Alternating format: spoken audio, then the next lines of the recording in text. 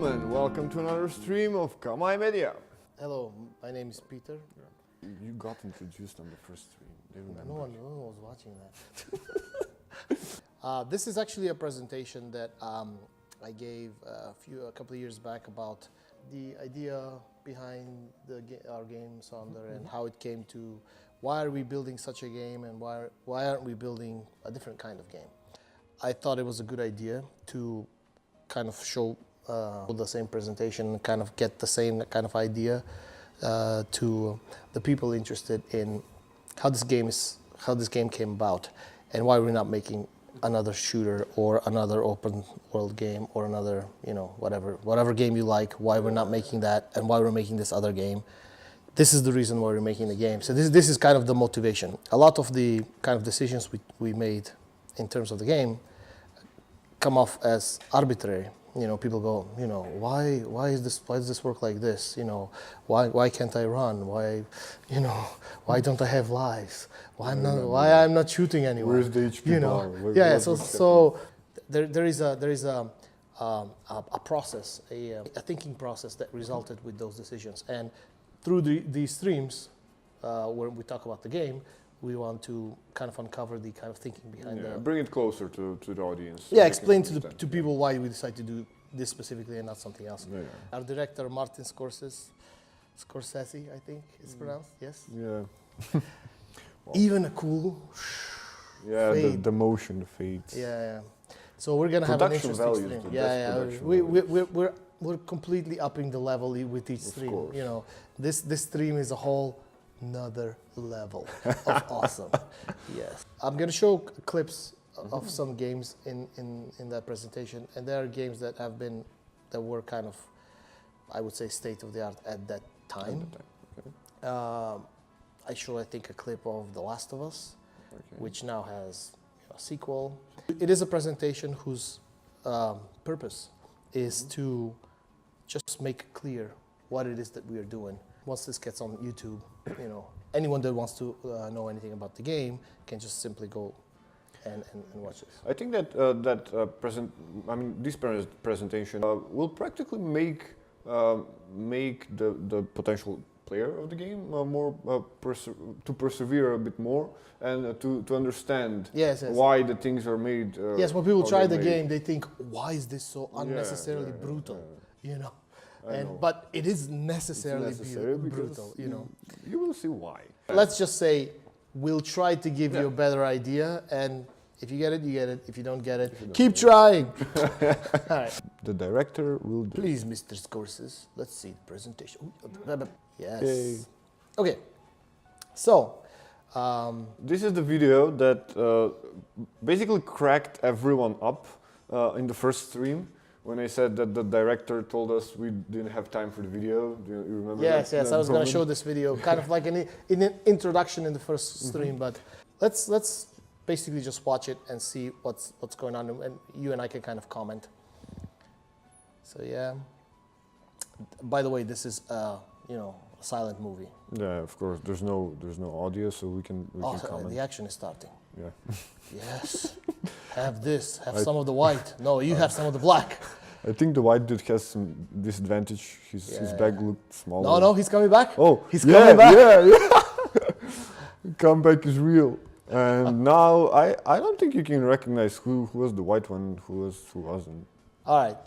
So basically, what this movie, and maybe we can see it again. Just hit play.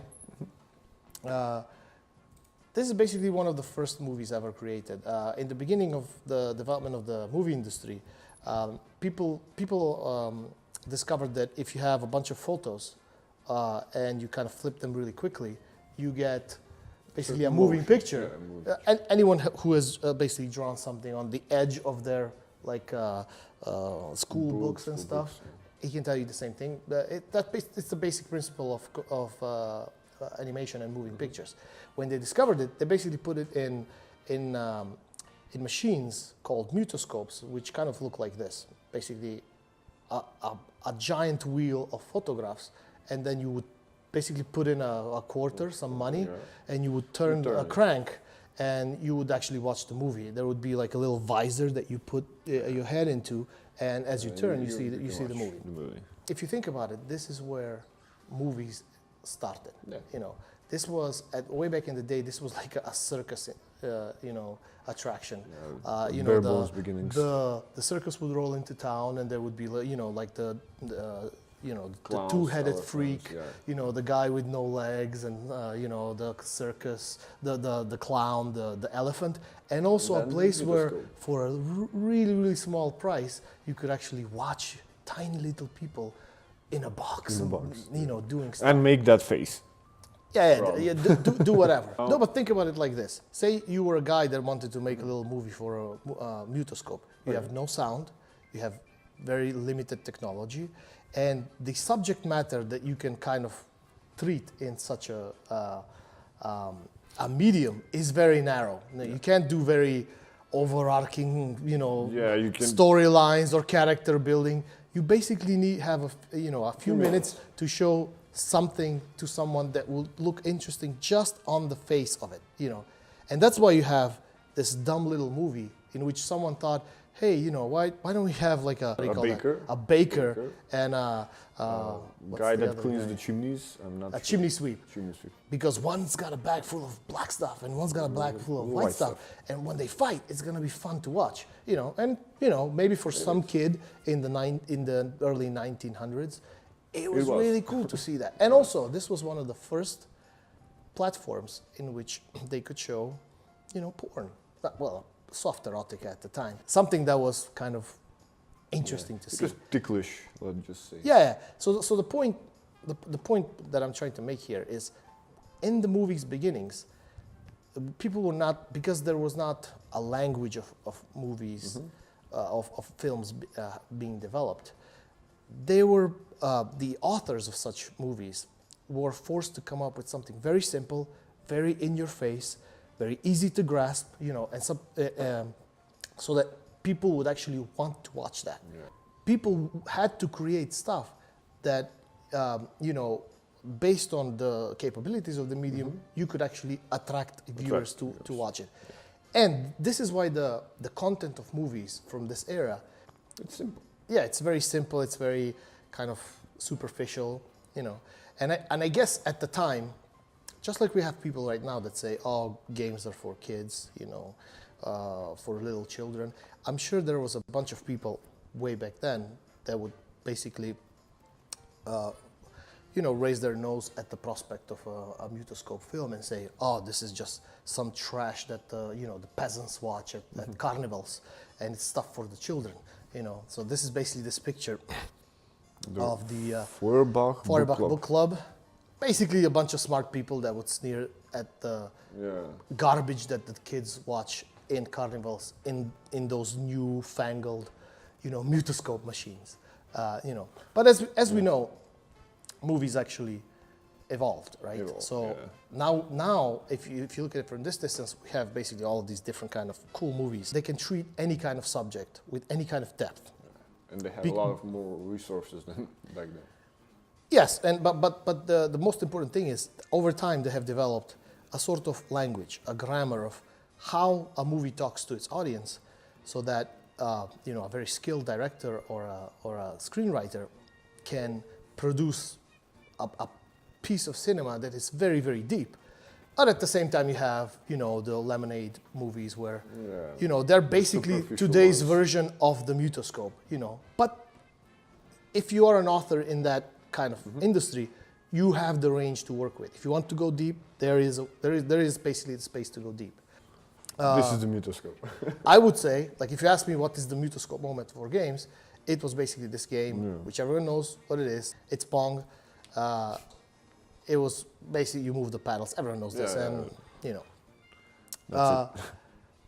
This is like, if anyone would see this, when people saw this in way back in the day, it was like, this is very simple. It's fun, you know, but it's very simple. It doesn't have any depth and everything. So what happened after this moment in the game industry? We evolved into stuff like this, which is another mutoscope. If you ask me, this is another mutoscope moment, because this just looks a little bit better than the previous thing, but there isn't a lot more depth here. Yeah, Maybe you go from one-dimensional paddle control into two-dimensional, Pac-Man Yeah. control. So if we go further, we go in the legendary- 1990s. We had kind of games like this, maybe late 80s, early 90s, Yeah. and then even in 2015, it seems like the games industry cannot let go of its mutoscope moment. Even in They 2015, still cling on we to it. have these games in which the primary purpose of the game is just, let's have something colorful and funny to kind of have a way for people to spend some time. My first point would be here that the games industry, we keep saying it's a new industry, it's a young industry, but it's been around almost 50 years. Yeah. It seems that it's really hard for us to let go of these simple, kind of quick ways to pass the time. And it's not as bad as I'm making it out to be, because we also have games like we mentioned, like The Last of Us, which is like games like this are arguably the state of the art of games today. They represent the best of what we can possibly achieve, because they have awesome graphics, they have awesome animation, and what they do is they try to basically leave this superficial layer the of the superficial games layer, yeah. and try to go a little bit deeper. Like you have the whole relationship between the protagonist and The Last of Us. You have the whole kind of relationship with the other characters. They are very complicated characters. They interact with complicated characters as well. There is some evolution, but if we can just analyze the evolution up to this point, we can kind of draw some conclusions, and this is what we're going to try to do now. Can we hear this I think we can. in the stream? Let's just watch the video without commentary. Well, I mean, Yeah. my whole point here is that this looks really, really good. It looks like a movie, Like you have very good acting, you have, really high quality of The graphics. of the graphics and of the movement. This is actually now you are controlling the game here, so it's not a pure cutscene. But you see the game when it needs you to kind of go somewhere, it gives you control. But the moment you get there, if it needs to teleport some kind of emotional content, like something more than just the mechanics of movement, it takes control away from you, because then it goes into the language that we know very well, which is the movie language. We know where to position the camera for it to be scary. We know how to do the lighting for it to be scary. And even in sequences like this, the camera moves is positioned in a very cinematic place. So it's the takeaway here is even games that do this very, very well, they still have that cinematic thing. Whenever they need depth, they kind of let go of the game medium, and they go back to the kind of the cinematic medium, like this. a narrow escape. Like we don't have a language in games for a narrow escape, and this is why you have to run to the elevator, hit the trigger, and then go into a cutscene in which we use all the tricks that the movie industry has worked so hard to develop to create a feeling, an emotional response or feedback for the players. When I talk to people, they go, "Oh, does that mean you're trying to make some different kind of game? Does that mean that you really don't like the games? Oh, the games. That are kind of state of the art?" That's not the case. We can see that the games are trying to make. We have studios like Quantic Dream, like Naughty Dog. These studios really try to kind of dig beneath the surface, but whenever they kind of go below a certain depth, it seems like it's much safer for them to go back to the well-known movie language than to try to do something. And if you think about it, the principal difference between movies and games is games you are controlling, you're an active participant in the game. So, and this works really opposite to the movie language, because in movie it's all about camera control, it's all about angle control, it's all about light control. You basically just sit there and perceive the information that they give you and the emotional Exactly. So it's really hard. So it's really, really hard to kind of reconcile these two. Yeah. It's really hard to take what movies have learned and directly apply it to games. And this is why we have this: a little bit of kind of running, a little bit of cinematic, a little bit of running, a little bit of cinematic, and that's basically the formula, which is the state of the art for the game. That's only a way to intertwine the both mediums, I think. Yeah, basically, I mean, in chemistry, you learn the difference between, I think it was, what's the difference between like a substance and, you can have two liquids that when you mix them up, you get a third liquid which has a little bit of the properties of both. But you can also have two liquids that when you mix them up, they don't actually mix, like oil and water. You can clearly see this is the part where the water is and this is the part where the I think that the games are that's basically what's happening with the game. So like the formula that will make us kind of mesh up, but like we are still looking for that formula. And the development of Sonder is, I mean, we are not pretending to have a solution for this formula, but this is the experiment that we're running. Like this is the frontier that we're exploring. You know, if you think about how The Last of Us mixes up sequences of gameplay with sequences of cinematic. If you think about how, like in Mutoscope days, people would do it, it's actually this is what they did, because they didn't have any sound. They would show a little bit, visual they had movement, to explain something, and then they would basically move away. When they would get to a place where there would be no visual explanation for what's happening, they would have to basically pan to a piece of text. Get back to the previous medium, which is books. Exactly. Yeah. So they would basically go back to the skills, to the language developed by the previous medium, so that they can really quickly, in a few lines, say, this is what's happening, guys, because it was really hard for them to just mime the whole thing out. Yeah. So I think this is where we are. In the past, I would say 5 years, 10 years maybe, people have started doing interesting things with camera angles. Like I really like this camera. What game is Gears of War? Yeah, I thought I recognized it. So if I'll just play it. So what happens is every time you run Gears of War, the camera kind of changes field of view, pulls back and closer to the ground, and you get a sensation that everything's moving much faster. That's right. So that's basically normal speed, and then you try to run, and then at some point, see, and the camera moves, it shakes. Yeah, it shakes. It kind of gives you the idea. And it's in sync with the steps that the person makes. Yeah, can we play that again? It basically shows you that with a little camera trick, you can kind of have a heightened feeling of panic and like uncontrollability, while still remaining pretty much in control of what's happening. I mean, this is, and the thing I like about this most is that it happens in gameplay. They don't take control away from you, and they just give you a little bit more kind of feeling of, oh, I'm rushing, my blood is pumping, without actually your blood pumping, I think this was one of the first kind of camera tricks with that. I think this is now, almost all games make it, do it. This is maybe especially in third 5 or 7 years old, I think. Yeah, this is super old. I mean, I think it's more than that. More. I think it's probably more than 8 years old. I played this while I was still living in the US, so yeah. I think it was super old. In the last, I would say again, few years, we have had games like the Stanley Parable that kind of let go of the visual feast of the game and kind of focus on that other aspect of games, which is the choice. Then what this game does is basically, I'm sure everyone's played this. If you haven't played this game, you have to play this game. It's really good. I'll try to play.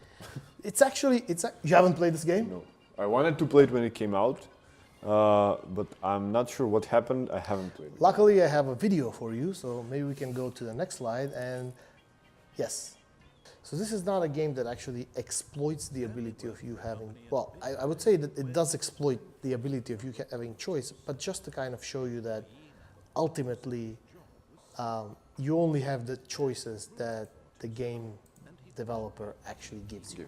Yeah, You know, there is like everything that you choose in this game, the author has actually pre-programmed as a choice. And just not to spoil it for you, but very, very briefly, the game is you listen to a narrator, you know, and you start playing, and you know, you come to two doors, and the narrator says, you know, Stanley came to a set of two doors, and of course he took the door on the left. And then it's up to you to actually, whether you listen to the narrator or you are a rebel and then you try something else, which is a brilliant thing. You know, it actually kind of faces you with the situation. It's a choice. No, it faces you with the kind of the strength of the medium, and it then kind of builds the entire story of the game around that very thing. And it's really interesting to play. It's really, you know, the game responds to your choices. And I would say the holy grail, at least for me, for game development, is creating a game in which you are free to build your own experience. Linear games like, I don't know, the Call of Duty single-player games, where you have even less choice in those games, but they are made in such a way that when you play them, you don't feel like you're forced down a path. You kind of have the illusion of having choice. But you don't actually have it. That concept is here taken to its extreme. You know, the narrator is actually telling you about this illusion of choice, and then when you choose, it kind of taunts you and stuff like that. I mean, for people like this, when I play games, I always try to go off the beaten path, just to kind of see Everything. not necessarily everything. I want to see if the game will respond to my style of play. Like even when we're building Far Cry, it was very important to have a game that responds to the style of play of the player. If the player is very aggressive, then the game, you know, should respond in a way to make it interesting for the player. I mean, Far Cry's response to that was to make it super hard. You know, like if you would go into guns blazing into a village, you would alert everyone, and everyone would attack you, and you would die. You know, and we got a lot of heat about that. But then, if you kind of looked around and tried to do different things, we put little cookies for explorers. You know, like if you go up that hill, and you know there's a rock with a sniper on it. You know, completely, you know, fictionally unexplainable. You know, who would put a sniper on a rock overlooking a hill? You know, but for the guys that, you know, want to try something else, we would actually put little cookies in there, and they would like be able to finish it, you know, easier. Or if they would try to sneak, and you know, it's a bit more interesting and giving it another dimension of the gameplay, I would say. Exactly. I mean, it gives the player a way to make the game their own. But if you want to experience a situation, you can do that in a movie, you know. But in a movie, there's not a way to own that experience, to say, oh, because I'm this kind of person, you know, I'm gonna have this kind of experience. And we don't have that a lot in games. I mean, we do have that to a certain extent in RPG games, but in them, it's not so much about the kind of the narrative, and it's more about the character. It's more of a calculating thing, you know. This is my level. This is my, you know, this is the weapon I can use. These are the skills I can use. It's more of a, you know, I don't know a better word than calculating. Yeah, calculating. Basically calculating stuff. And they do the same thing. They, you know, when they want to have, you know, some story, you know, a story of loss. Cinematics. Yes, they have a mission, you know, and then if you want to follow the mission, and then you see a bunch of cinematics, or even if you have secondary missions, they have their own, you know. So that's why in RPG games I'm still a huge RPG fan. I never finish the main missions before basically exploring and doing everything that's in the world, because I want to see the world. Yeah, games like Assassin's Creed. I mean, they're kind of super light RPG because you can get better at jumping and stuff like that. But you know, but the first Assassin's Creed, people were giving it a lot of crap because they were like, "Oh, you can only do 5 different things. You know, sit on a bench or talk to people and stuff like that."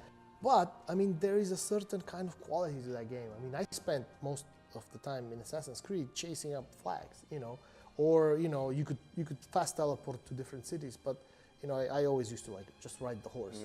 It was really cool to just start from one city and just end up at the next.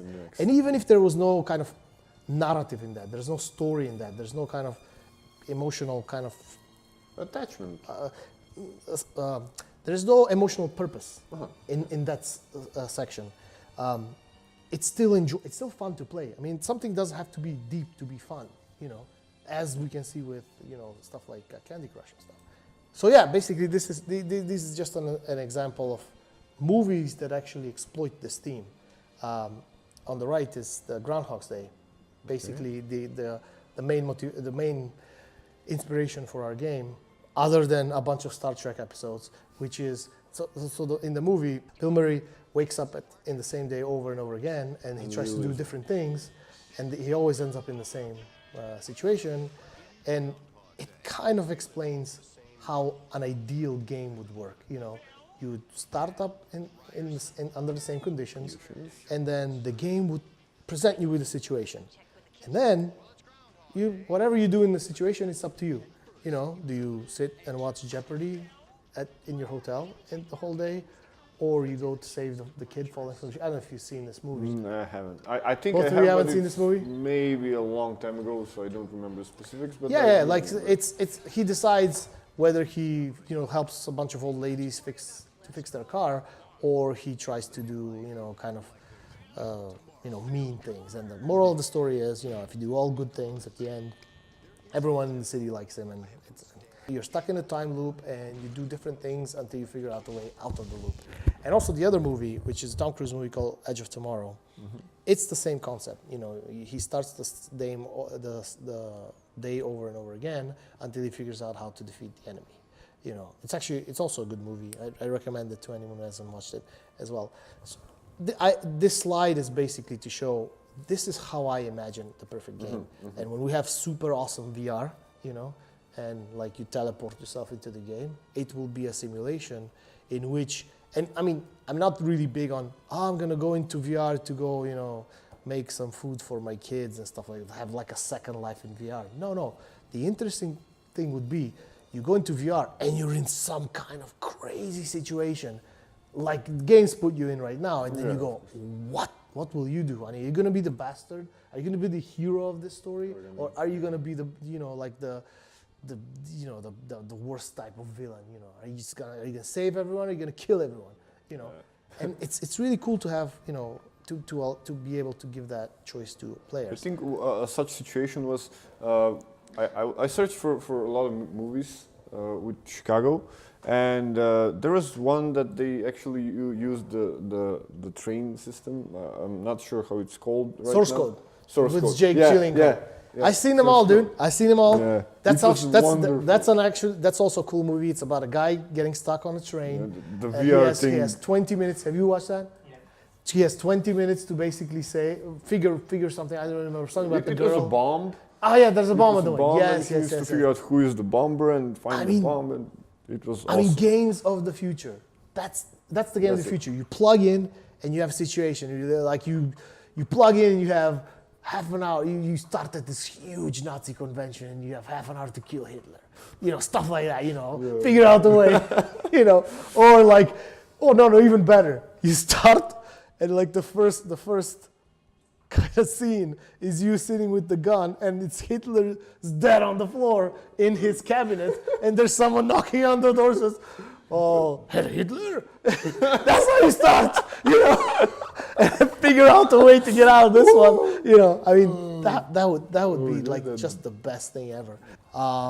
So to kind of do this, we have to, as game developers, we have to come up with a new way, not just how to tell stories. We have to come up with a new way to write stories. Yeah.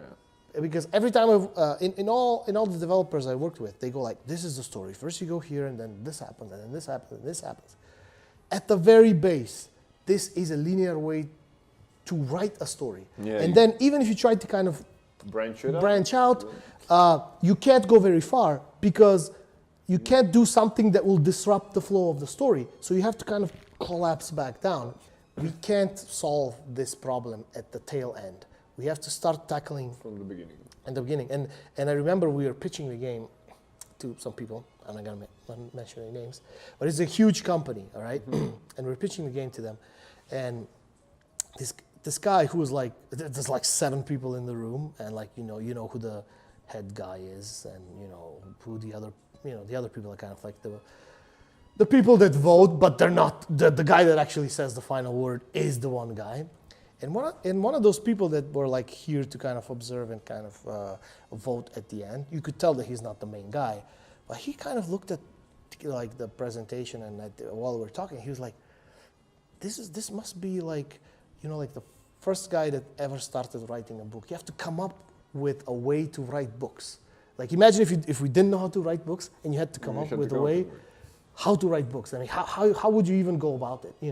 And it's crazy to pretend that one studio, one person, or even 5 studios will solve this in one giant leap. I mean, the best we can hope for, as game developers, and specifically KAMAi Media as a studio, is that we push like the conversation a little bit forward, so that other cool guys can come in and kind of push it a little bit further, and then maybe get to a place. Everyone gets to make another step, and then we will make. That's basically how evolution happens. Yeah, always. And this is I talked about this in the previous stream about the earthquake analogy, where everyone is in the same earthquake, but everyone has a different story about the earthquake. So I'm just gonna skip. If you want to hear that, just get back to the first. Yeah. Okay, and then. So basically, we want to write stories not in this way, in which you go A to B to C to D, but we want to write stories this way, in which you start from some, like that's the situation, like that's you standing on above Hitler's dead body, So those are the kind of the big clusters where you start, but then based on what you do, the story develops differently, and what I imagine such a narrative to look like, if it was visualized, it would be this. And our director, being someone that has worked on the tool that allows us to write these kinds of stories, he knows a little bit about how this, how we're trying to kind of make this a reality. Yeah, I think it's a bit more complex than this. I mean, this is the first step, right? You have to start you always start from the beginning, and then you start branching, I just visualized, a conversation between two people that played the game. It's not like how you ended up or something. It's like the mutual thing is you started the same way. And how did you get out of the situation? Where did you go? What did you do? And they both are going to give totally different. But that's awesome. That's great. You go like, oh my God, I couldn't do this. Like this guy kept killing me, and you're like, which guy? I never met that guy. I was out the window and I was fighting sharks, and you're like, what? That's in my game, That would be awesome, dude. Yeah. So let's go back to the thing again, and then, once you make this kind of situation, you allow the player to build his own path, depending on his character and qualities and whatever. And there's to do this. I mean, there is kind of there are stories that lend themselves well to this kind of thing. Yeah. I put 2 examples here, 2 of some of my favorite movies. The top one is The Thing, the original, not the 2011 crappy remake, or 2000. Was it 2011? I think it was 2011. Don't watch that crappy remake. The original Thing is the best, and then the original Alien. It's basically... Wow, that's Sigourney Weaver. Yes. Wow. Basically, they are all situations where a bunch of people are put in a very small area and something happens, And then, depending on, what people do, different outcomes happen. And this was basically, the movies like these were the main inspiration behind Sonder. And we use these movies because of their small size, small complexity. It's a contained place. It's a contained place, and the problem, the situation that you need to solve, is very focused. You can't just Not something you can. Yeah, they're stuck in the Arctic. They can't just walk out and go home. These other guys, they're stuck on a spaceship, just like our characters. When you think about all the different things, all the different branches, what happens is we get something called combinatorial complexity. Every branch I mean, think about, I've written some of the dialogues for the game. For every response, you have to have 3 responses. For each of the 3 responses, you have to have 3 each responses, so 9. So it exponentially basically rises. And then that's just one conversation. When you think about different conversations on the different situation, the complexity quickly, and like if we go back to this, I mean, it starts with a single node, but then at the leaves there, I mean, maybe this doesn't look like much, but there's probably 100 nodes here, you know? Yeah. Like if you compare it to this is achievable and doable, you know? This is crazy, you know? Like there's no way, if you want to make any kind of decent complexity, it would get so complicated very quickly that you will start to lose kind of the thread. Like a human cannot maintain this complexity in his head. I had a small experience, not comparable, but still. My father writes some books and stuff, mainly poetry, but in his first try to write a novel, I saw him work. And he had like every single character with lines like this, was the complexity of the relationship between the other characters. That's actually really good that you brought this up. That's how movies and books are made. What you end up reading at the end is not the whole story. It's just the story that the authors decided would be the easiest path through that forest of complexity. The point at the end of this presentation is that this complexity exists in all works of fiction. So if you just, I know this is black screen, but if you hit play. So, but this is something that you talked about with your example with the book. So this is a writer's room in a show called Breaking Bad. What happens here is, and this is the time lapse between, I don't know how many months these guys. Is that days. Cranston in the back, or is it the writer? No. That's Vince Gilligan in the green blouse, I guess. Yeah. See, this is another day. They're just differently.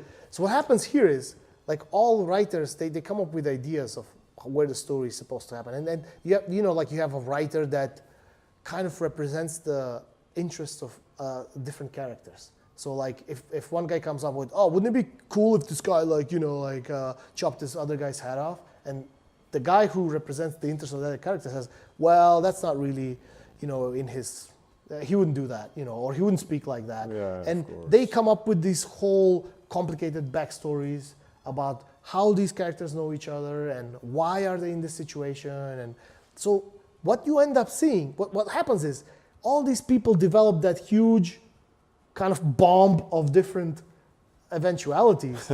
And you know what they do for the rest of the time? They hammer that into the one single strand that you get to see in the show, So they actually branch in all different kind of directions.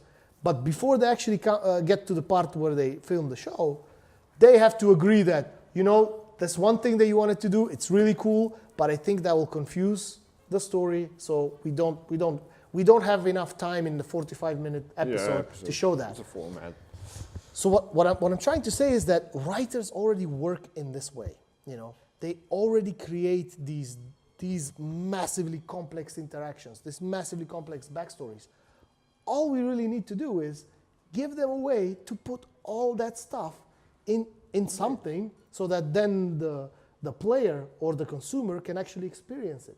So they don't have to do that final step where they take all the different wild ideas and they hammer them down into a straight line, And as you said, your father, if he wants the story to be believable, the characters to be believable, he has to create the backstories, the relationships. What if he said this? What if he said this? He has to create all these different branches in his head.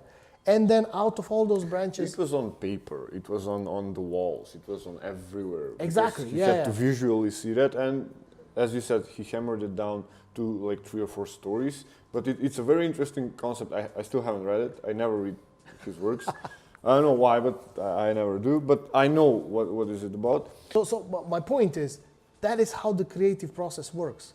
It works in an explosion manner, and then you go... From this explosion, let's just do something that is amenable to a medium-like a book or a film or something like this. And all I'm saying is that for games, we don't have to do this. We just have to find a way to allow these, talented people to put all the stuff they come up with in some kind of a, I don't know, it's format. Yeah. And then just, give it to the final consumer and let them experience their own story inside. So that's basically the kind of the idea behind the game. What we are trying to do is we're not just trying to make this one game. What we are trying to do is we're trying to develop the technology which will allow people who write stories that way, which I think is everyone, the ability to put that down in some form and kind of present it to a final consumer. And we're not there yet. Our tools right now, a mutant between a writer and a technical guy can use it. Let's say he has to be 80% technical guy, 20% creative guy, But we're together with our director. We are working really hard to make this usable by normal people, so that we can have different kind of stories, written in that. And Sonder is just one story. It's hard, and especially it's been hard for developing the game in the way that we are developing it, because we don't know what the hell we're doing. We just want to know where we want to get at the end, but we have no way how to get. It's like you're watching this. You're in total darkness in the forest, and you're watching this beautiful house, lit house at the top of the hill, and you go, that's where I want to be. but it's like, no, every step you take, you step into some mud. Like there's a fence, there's some dogs chasing you, So it's what we're trying to do right now is just find a way to that sweet house. That's a great analogy. I really like it. Once we get there, it's gonna be full with like people and food and comfortable beds. Yeah. And a hot bath. Yes. Oh. And we're gonna have a long bath, Okay. But that's basically what we're doing. But I mean, not to sound so kind of down on the whole thing, I think we are in a place where it's fun to poke around the game. I think if we make it a little bit richer, a little bit more responsive to how different players play it, and being on early access really helped us with that. We just have to make it more approachable. That's a big thing for games. They are too complicated for people to latch on to. I know such a game. I tried it. It's Divinity Original Sin. I have not played that. I haven't played it, but it won a lot of awards, and but it's so complex. Like you have a party of several people, and for example, the first person can beam barrels of oil. The second one can shoot them with an arrow, and the third one can push them so they explode. And it's like it gives you limitless combinations of things to do, but not in the narrative, but in the way that you actually execute. I feel that way about every Dota game, dude. I mean, I can't learn all the different skills of the heroes, and I mean, and also you have that in movies. Like if the movie starts really complicated and you are having trouble following it, you lose interest in it. And games are like that as well. I mean, they have to kind of grip you. And one thing I think we're doing kind of different, I wouldn't say not so good in our game, is that we are not helping the players. We're letting the players fail because we think they will learn from it. But I don't think players are ready for that. Yeah. But I mean, damn it, we're old people. Well, we have some young people, but I'm pretty old, so well, I think that helping them will, I don't know, maybe present them with some situations or options, several would help. But it's gonna destroy the initial concept. No, but the whole point of the game is you are there to discover what the hell's going on. When you start the game, less about what's going on than the characters. But when you play the game a few times, you actually know much more about what's going on than the characters. And then you become this godlike figure where you go, dude, you don't want to spend time on this. You really want to look at this now, and then you see how the characters react to it. We're gonna do it. Do we have maybe questions or something? Why not? Let's just see something. How much FPS per second for the mutoscope? I have no idea. I don't know. I mean, it depends on how fast you turn the crank. You know. Probably. It depends how much have you used your right arm.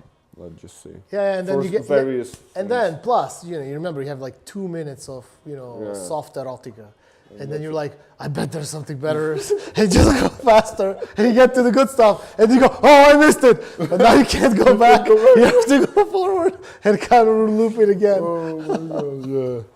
Yes. Yeah. Oh. I didn't. Which game? Shadow of Memories. I have not played that. I mean, there are games that have different outcomes, but they're now that you have a very defined set of outcomes. Yeah, And- I have a very good example of it. My favorite game of all times is Witcher 3. The Witcher Polish, 3? the Polish guys Yeah. made it. For example, I mean, not to spoil it but I'm gonna spoil it a bit. It's an old game, anyways. Turn off the mic. Yeah. If you do a certain quest a certain way, after a couple of tens of hours of gameplay, a certain person will die or be turned to a witch. No one understood what you're talking about, dude. You didn't It doesn't spoil matter. But anyway. I tried not to spoil it, but the thing is, you can have, depending of what you did, you basically have a couple of choices, 2 or 3 choices, and it's predefined. It's not Yeah. infinite amount of choices, but it's that and gives you a little bit of a branch. Absolutely. But it It's doesn't the nature affect of the production process, yes. Yeah. And also for our game, there is no ending in which you are reunited with your estranged wife. So there's no ending like that. But the interesting thing for our game is instead of having these very big critical choices, you have very small choices. I mean, you make a choice every single second, even if you don't do anything. Even if you say, "I'm just gonna sit here That's for choice. 5-10 minutes," the game does not stop. Like you play Call of Duty and you're assaulting the hill. If you stop going forward, I mean, people shoot, but the entire game stops. You can sit there for hours.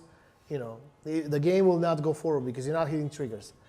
In our game, the game time always runs. Even if you don't do anything, that's a choice in our game, and the world will still change. And you would have spent your time doing nothing. Yeah, instead of doing something useful, you would be sitting around. So it's actually I can say this one thing: if you never leave when you start the game, you start in a cryo chamber, and you have to move to get out.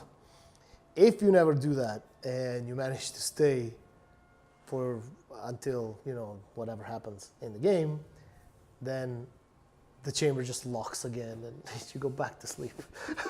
Yeah, it's like it's not gonna wait for you, dude. It's not gonna wait for you to hit the trigger. So. Oh my God! Yep. I never tried that one. But The last question is, when will the game be released? Finally, when I it's think- done, I think we're gonna have this question every single stream. yes. I bet we're gonna. And have every it. single stream will say soon.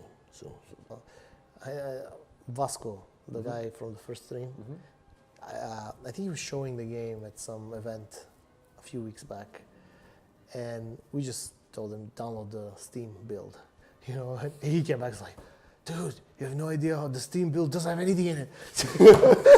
We're like, yeah, we know, so we're trying to get everything together and package it and send it off into the world. We spent so much time developing it, so I guess making it as best as possible would be a good thing to ask. Yes, I mean, I think the game, we owe the game its fair chance of getting to its audience. I think we haven't done that so far because it's got a lot of problems, the build that we have on Steam, and that's why we're not kind of driving traffic to the Steam site and stuff like that. We're not spending time in marketing, spending money on marketing and stuff like that, and time.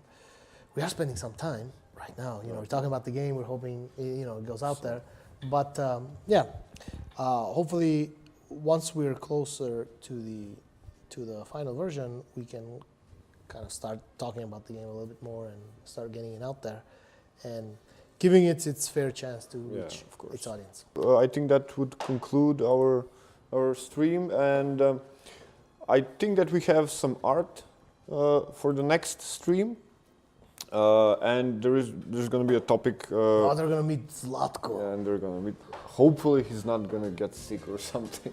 Yes. But that's the plan. If we have some issues, we're going to do something different, and that would be all for today. Have a great night and welcome back